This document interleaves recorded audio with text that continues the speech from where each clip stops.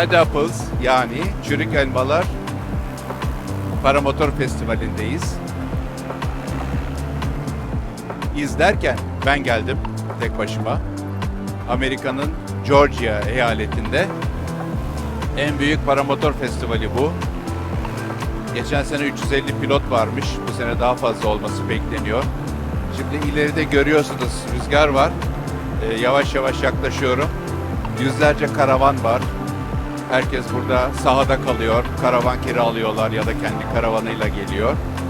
2005 yılında Florida'da yine başka bir festivalde tanıştığım Mete var. Kanada'dan.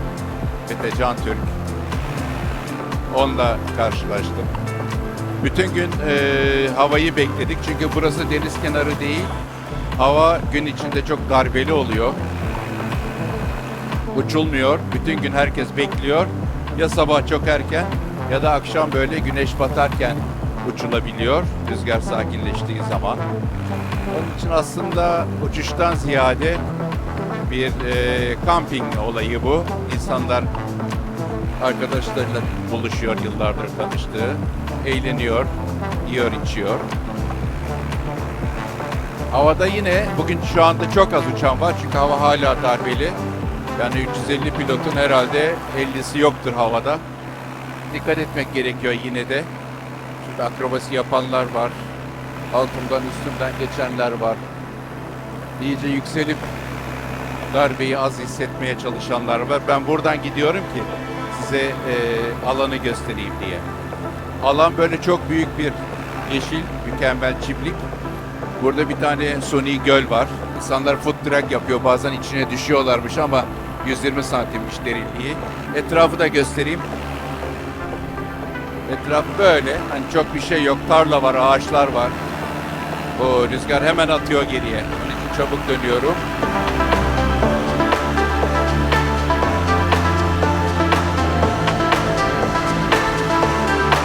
İşte mesela Amerika'da festivallerde şöyle briefler oluyor, briefingde. İleride hapishane var, üzerinden uçmayın falan gibi şeyler oluyor. Şurada bir ev var, onun üzerinden uçmayın dediler. Adam rahatsız oluyormuş, haklı yani. Bayağı bir gürültü var. Zaten güneşte batmak üzere. Şimdi motoru test etmek için ben uçtum bugün. Bir yıldır yatıyordu bu motor Florida'da. Geçen sene getirmiştim. Şimdi motorun buji rengine falan bakacağım. Arıza çıkarmasın ileride diye. Yeter bu kadar. Şimdi birazdan inişe geçeyim ben. Buralarda hani fotoğraf çekelim diye öbür makinemi de aldım yanıma ama çok çekecek de enteresan bir şey yok açıkçası.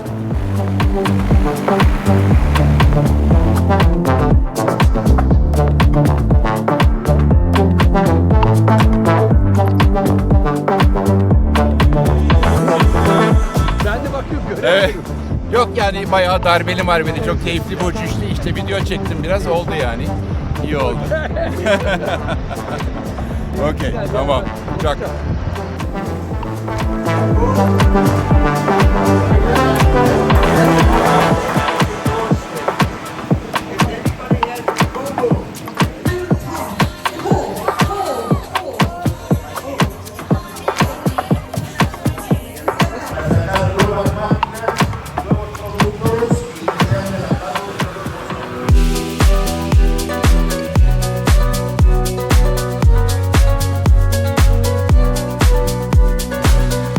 İkinci gündeyiz.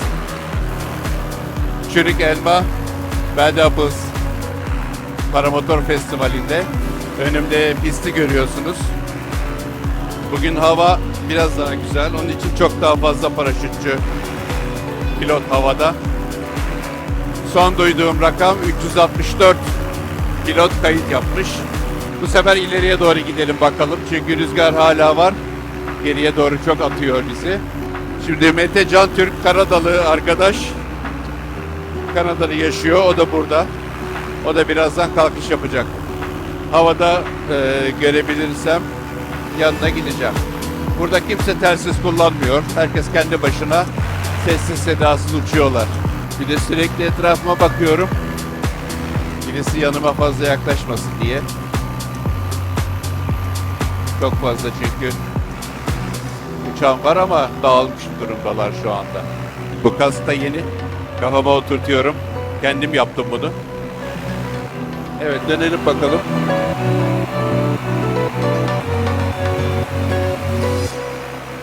Evet, şimdi tam ışık da arkamda. Pist çok güzel görünüyor. Burası özel bir havaalanı. Çim olduğuna bakmayın. Küçük uçaklar da iniyor buraya. İşte tuvaletleri var, duşlu vesaire. Pilotlar yıkansın, ihtiyaçlarını gidersin diye. Evet, bugün hava çok daha güzel. Biraz hızlanabiliriz. Bu önümdeki boş tarlada akrobasi isterseniz yapın dediler. Çünkü bir şey olursa gelip sizi almamız kolay olur dediler. Geçen sene de burası çok yüksek mısır ekiliymiş. Şimdi burası boş. Onun için burada akrobasi yapan yapsın.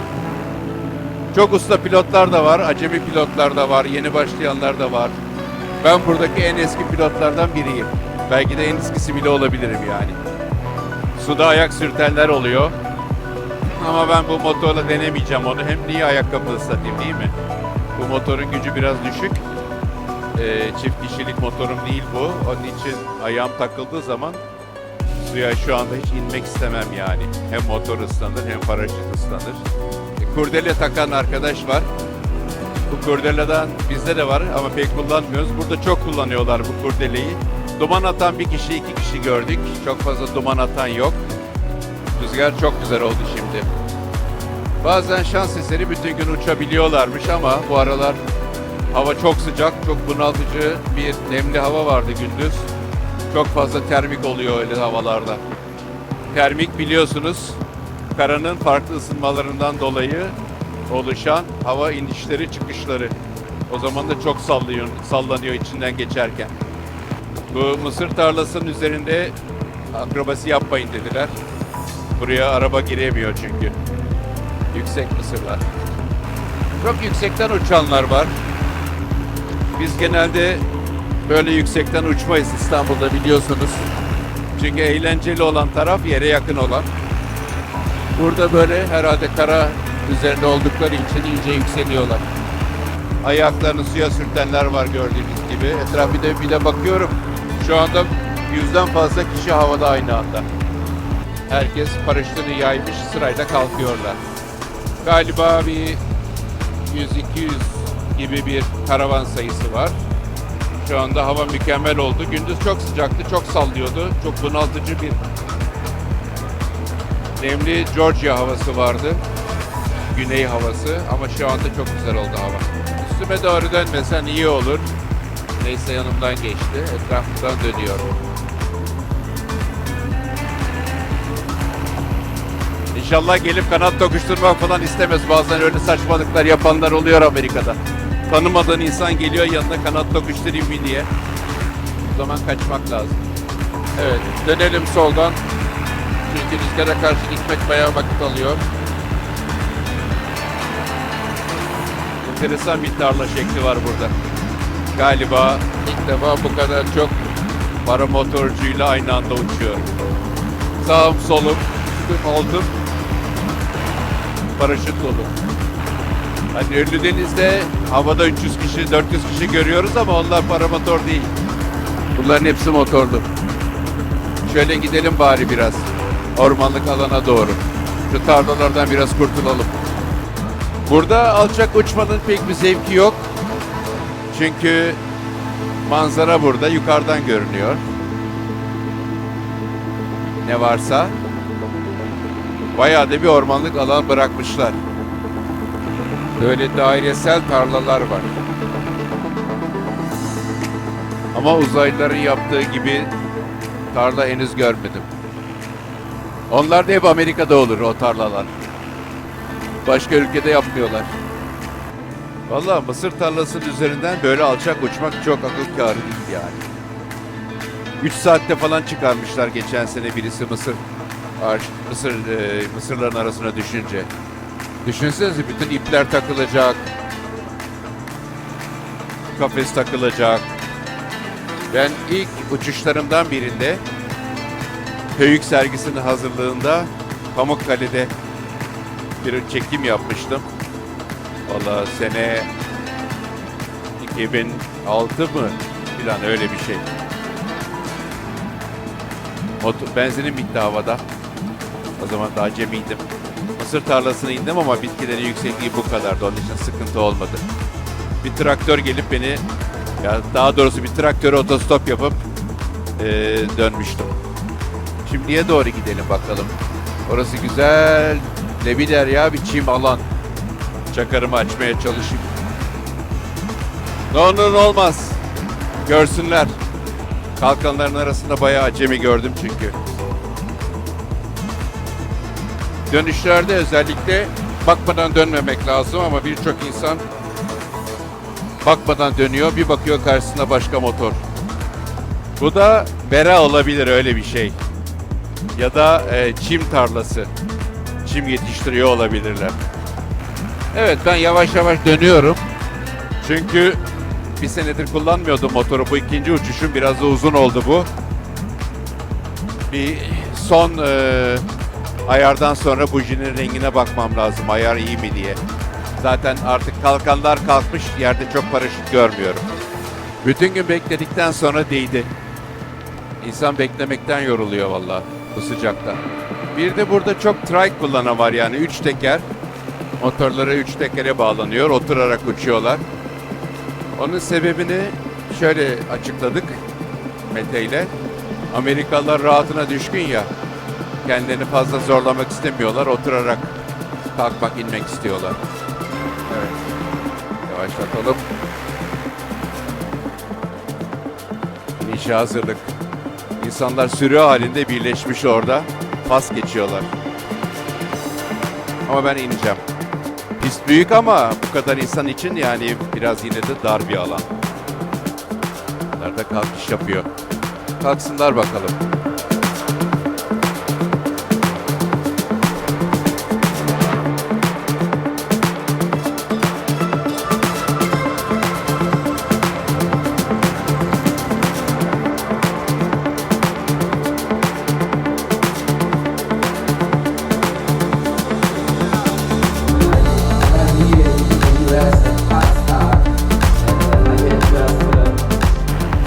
Evet, önümde Mike var. Mete'nin starterında bir problem oldu. O kalkamıyor. Ben de Mike Dunham, onu takip ediyorum. Kanadalı, Georgia'da yaşıyor.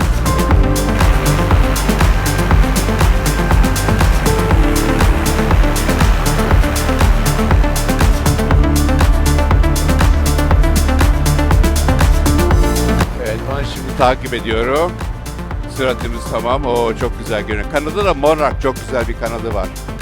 Monarch kelebeği deseni. Biraz sallıyor bugün ama biraz erken kalktık. Bu sıcaklıkta normal.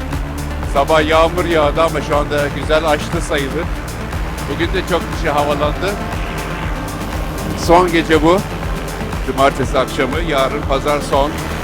Neyse, çok da yaklaşmayalım da çünkü formasyon uçuşunu ne kadar biliyor bilmiyorum ama güzel uçuyor. En azından önümde bir konu mankeni var şu anda. Hep yalnız uçmaktan sıkılmıştım. O yine bayağı insan sıralanmış, kalkmayı bekliyorlar. Mete kalkamadı. Starter problemi yaşıyor. İnşallah tamir edip o da gelebilir.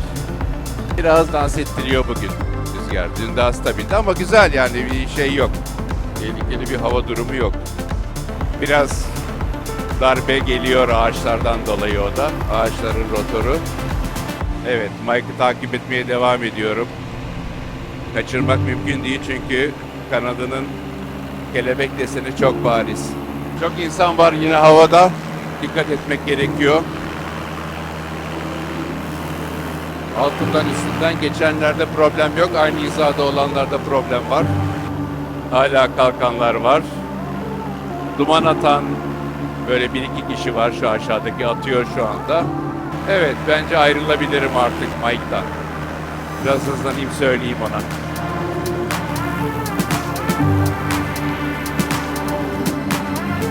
Evet, uzaklaşalım biraz şimdi. Arka rüzgarla hızlı gidiyoruz. Dönüşü planlamam lazım tabii ki.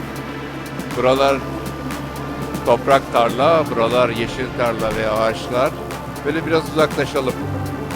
Burada da adam gürültü çekiyor, yazık. Havuzu da var. Ne kadar güzel bahçeler değil mi? Bu da mesela ağaçların arasında. Tabii böyle bahçen olursa getirip koca karavanın varsa park edebilirsin oraya. Beni takip ediyor acaba? Bugün biraz daha güneş bayağı yüksekken kalktık. Onun için sallanıyor zaten. Isı tam azalmadı ama rahat uçuş. O kadar sallantı önemli değil. Bir gidip Mete'ye bakalım ne yaptı. Tabii burada kimse telsiz kullanmıyor. Mike'la konuşamıyoruz. Ne yapacağımı söyleyemiyorum. Biz hep telsizle uçtuğumuz için çok iyi anlaşıyoruz İstanbul'da. Evet, başka şu anda kalkan yok. Rahatça geçebilirim. Şu altımdaki de power paraşüt. Onların paraşütü farklı. Çok hızlı uçar onlar.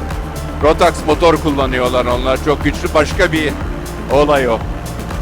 Oo, güzel sallıyor. Birden yükseltti. Termik var yani biraz. Kalkacak olan Mete mi acaba? Bir bakayım ona. Eğer oysa bir tur daha atıp öyle inerim. Bakıyor. Kapandı. Hah. Hadi. Tüh. Önüne biri geldi, iptal etti. Benzine bakalım.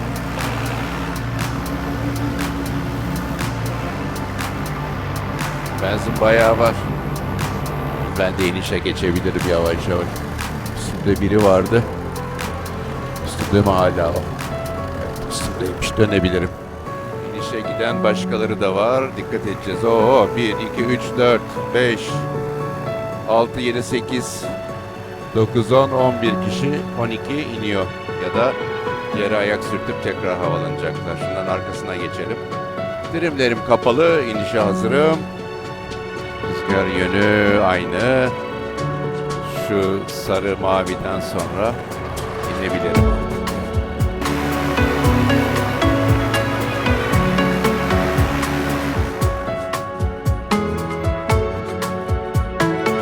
Evet.